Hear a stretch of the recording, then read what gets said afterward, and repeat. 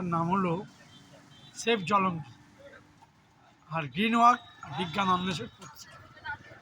আমাদের উদ্দেশ্য হলো যে এই যে জলঙ্গি নদী 138 কিলোমিটার তার লম্বা, যেটা উৎসমুখ হচ্ছে চরমক্কাল, যেখানে ভৈরব শেষ হয়েছে সেখান থেকে শুরু হয়েছে। আপনি শুনলে অবাক হবেন, 260 ফুট চওড়া ছিল, এখন 10 ফুট,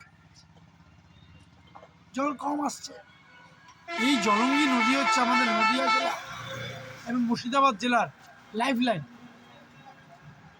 যদি আমরা নদী বাঁচাতে পারি তাহলে এই নদীর জল আমরা কী করতে পারবো, শোধন করে খেতে পারবো, চাষবাস কাজে লাগাবো, মাছ চাষ ভালো হবে, সব মিলিয়ে আমাদের একটা আর্থিক অবস্থা।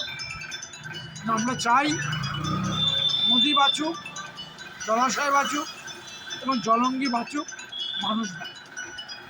আমার নাম জয়দেব।